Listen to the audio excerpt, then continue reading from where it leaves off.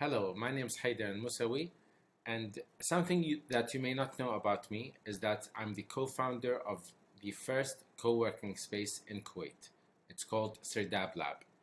And before Corona, I was very active in the startup scene, organizing events, mentoring startups, connecting startups to investors, and so on. But I've not been that active in the startup scene, and I'm just getting back into it.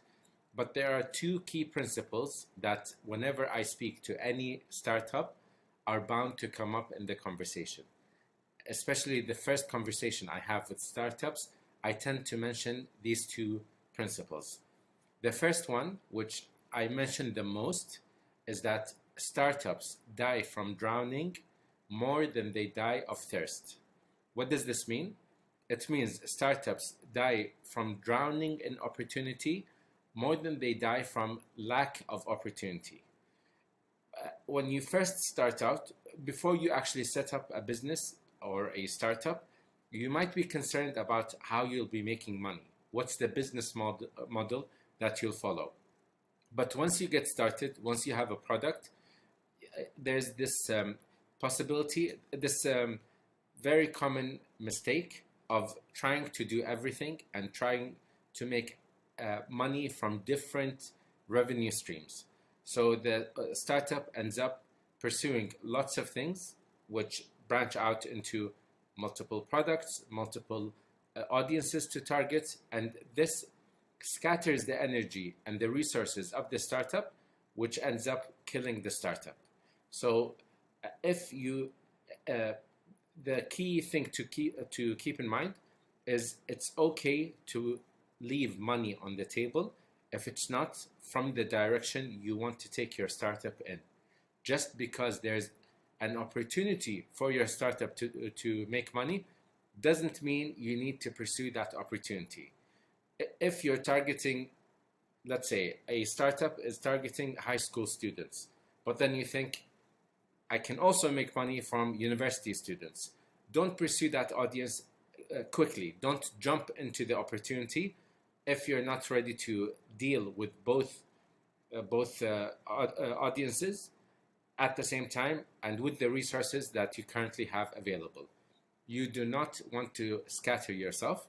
You do not want to spread yourself too thin. And one thing you can do is, especially if your startup is just starting out, is to engage with different audiences and see what the response is like.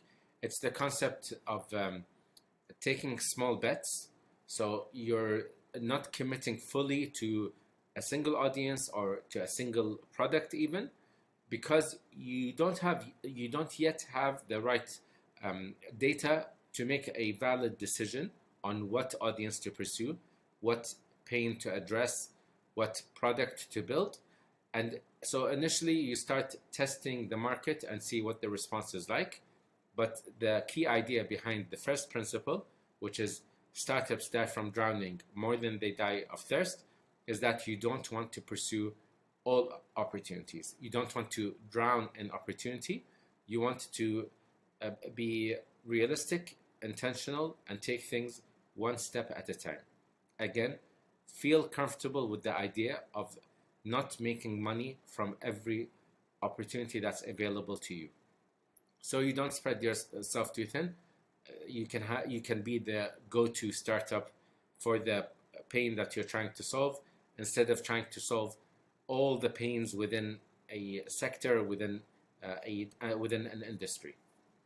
That's the first principle.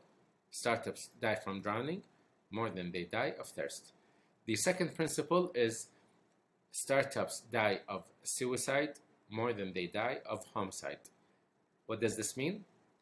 A lot of startup founders are obsessed with their competition. They're obsessed with global trends and what's happening in the economy, things like that. So they anticipate a threat from the outside world. But most startups, they struggle or even die out because of challenges within the startup, internal to the startup. It could be conflict between founders. It could be issues with the investors. It could be cash management issues, hiring issues, culture issues. There are so many things that are happening in the startup that can end up killing the startup. So don't anticipate the threat to come from the outside world.